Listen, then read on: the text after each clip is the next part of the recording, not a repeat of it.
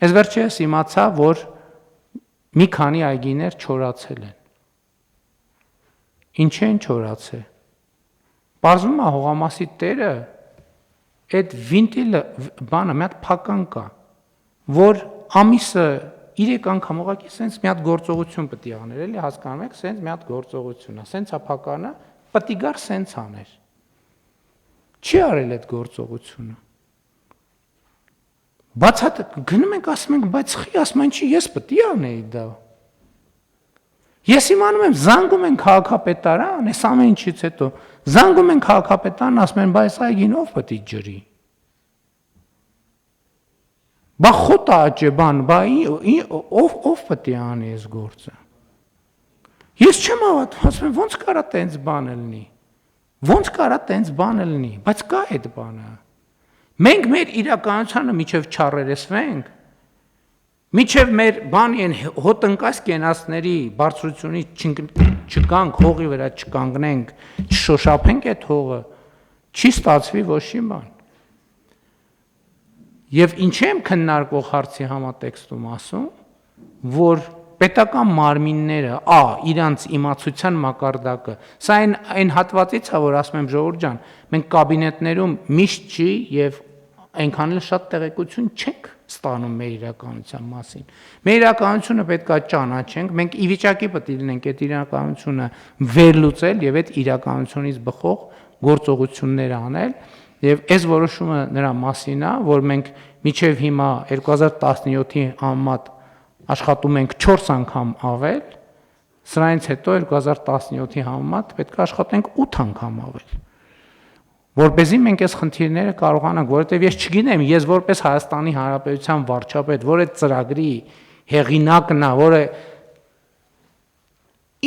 ինչը այն չեմ արել, որ քաղաքացին այս գործողությունը անի։ Հասկանում եք, բառից բունի չեմ չափազանցնում։ Պետք է ամիս 4 անգամ այս գործողությունը աներ։ Այսինքն հետո էլ փակեր, որ ջուրը բան, մենակ չբացեր էլի, 2 գործողություն, 1, 2։ Ինչն են չեն կարել, մի հատ բացատրեք, խնդրում եմ, ինչն են չեմ արել ես, որ քաղաքացին այս գործողությունը չի արել, ես չեմ կարող հասկանամ դա։ Կարող եմ մենք էլ ինչ-որ բան այն չեն կարել։ Գուցե պետք է նախապես բայց հիմա էլի մենք մեր սխալների կամ տեղի ունեցածի վրա պետք է սովորենք։ Պետք է զանգենք, հիշացնենք կամ գուցե կրթական ակնհայտ է, որ մենք պետքա ինչ-որ տրեյնինգի ծրագիր պետքա անենք։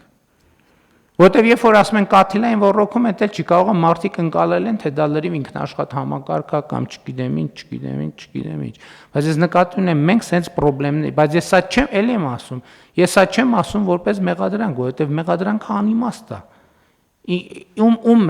Ուրեմն մեզնից սկսած պետքա մեղադրենք, որ լավ բավարար չափով չենք աշխատել այդ ծրագրի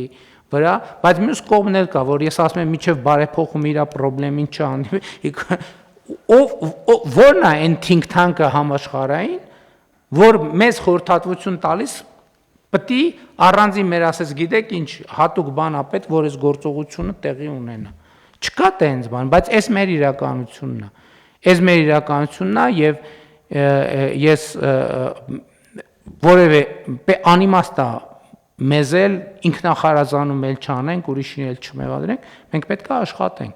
Որպեսզի աշխատենք, պետք է պետական մարմինների պրոֆեսիոնալիզմը, հասանելիությունը, իմացությունը, էներգիան պետք է ավելանա եւ գրավչությունը պետական մարմիններում աշխատելու եւ այո, սա մի հարց է, որը մենք այսօր լուծում ենք,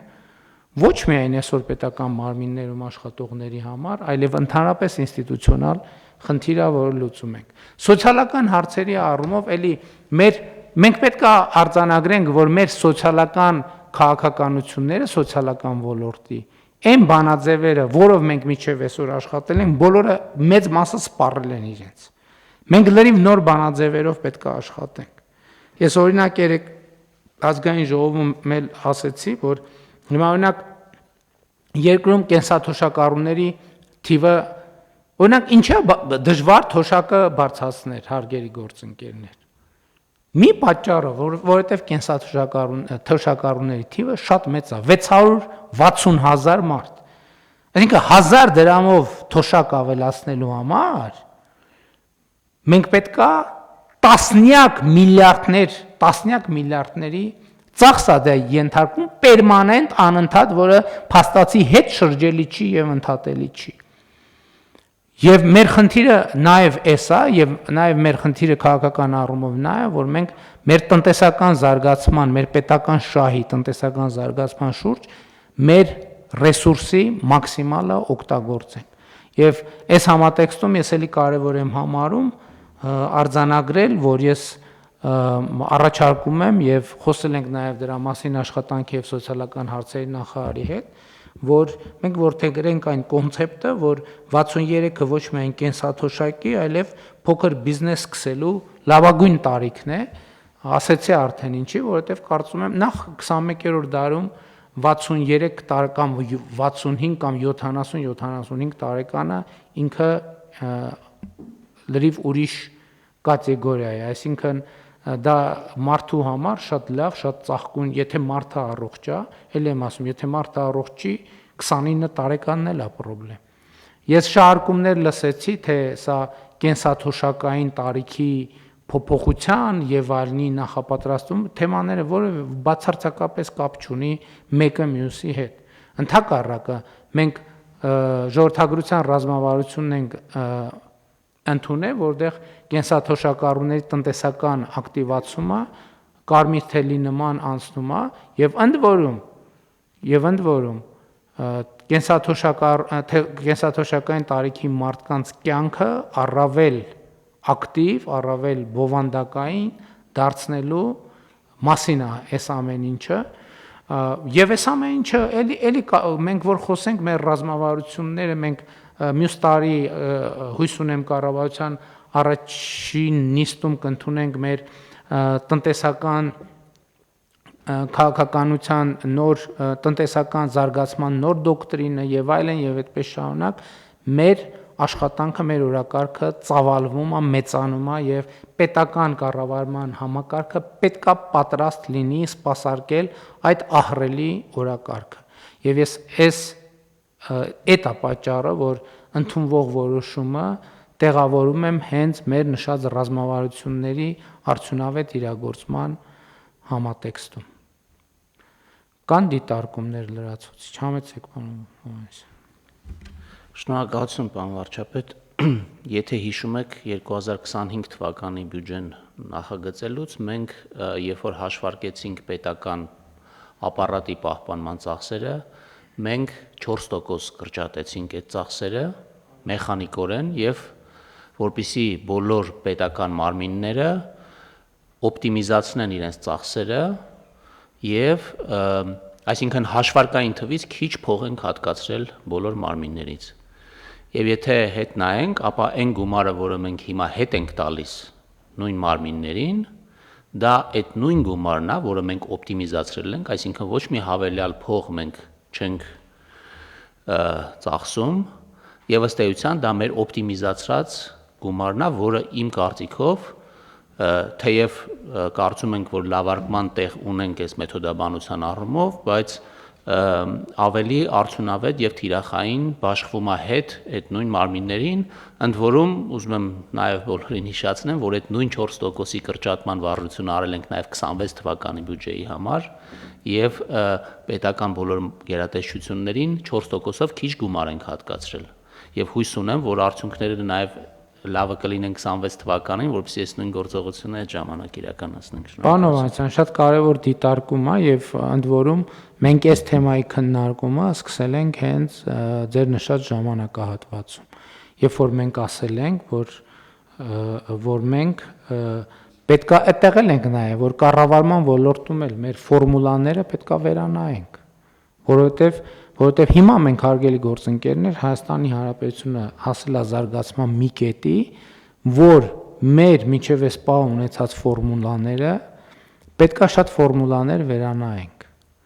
Եվ ես դա միշտ համատում եմ իմ ամենասիրած օրինակը այդ բանի հրթիռի թռիչքի հետ համեմատությունն է, երբ որ տիեզերանավը պոկվում է երկրից մի X բարձրությունից այդ առաջին աստիճանի շարժիչները բանանում, պոկվում են, բաց անջատվում են, բաց են թողնվում եւ միանում է երկրորդ աստիճանի շարժիչ։ Մեր երկիրը հիմա այն վիճակում է, մեր պետական կառավարման համակարգը այն կետում է, որ պետքա երկրորդ աստիճան, առաջին աստիճանի շարժիչները պետքա անջատվեն եւ երկրորդ անջատվեն եւ պոկվեն, որովհետեւ իրանք նաեւ ծանրություն են։ Եվ միանա երկրորդ աստիճանի շարժիչը, եւ սա այդ երկրորդ աստիճանի շարժիչը միացնելու նոված շատ կարեւոր որոշում։ Համեցեք։ Շնորհակալություն, պարոն վարչապետ։ Քանի որ մեր գնահատման կարգը հաստատելուց շատ չի անցել, բովանդակային առումով ես կարծում եմ որոշումի հաստով կկրկնեմ, բայց մեր բոլոր քննարկումների հիմքում ընկած ա եղել ուշադրությունը առավել կարևորի շուրջ կենտրոնացնելու հարցը։ Առաջնահերթությունների եւ դրանց գնահատման հիման վրա այս խրախուսական համակարգը հենց այդ նպատակին համոզված եւ սա, ինչպես դուք ասեցիք, սկիզբանոր շրջանի, որտեղ մենք պետք է նաեւ, ինձ թվում է, եկող տարվա ընթացքում մեծ աշխատանք տանենք ֆունկցիոնալ օպտիմիզացիայի ուղղությամբ։ Եվ դա լինելու է մեր պետական կառավարման համակարգի հաջորդ կարևոր շրջափուլը բարեփոխումների շատ կարևոր, որովհետեւ խնդիրները փոխվում են խնդիրները, փոխվում են անելիքները համապատասխանաբար։ Եվ մեր բոլոր գործընկերների աշխատանքը պետք է ուղղված լինի դրան։ Ես ուզում եմ մեկ քայլ առաջ անցնելով խնդրել, որ բոլորը մտածեն 2026 թվականի առաջին կիսամյակի համար այս վարժության շրջանակներում շատ ավելի բարդ, շատ ավելի կարևոր կենտրոնացում ցուցաբերել եւ ներկայացնել այն, ինչ որ բացարձակ առաջնահերթություն է եւ առանց որի մենք ուղղակի չենք կարող պատկերացնել մեր տարեկան ծրագրերի անելիքները։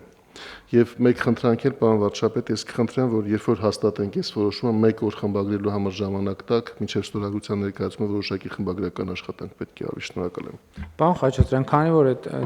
նրբությանը անդրադարձակ, չեմ կարող հաղթահարել գայթակղությունը հետեւյալ մեկնաբանությունը անելու։ Տեսեք, որն է այս ամեն ինչի փիլիսոփայությունը, որ վարձավճարը գործի գալու համար չի։ Վարձավճարը, վարձատրությունը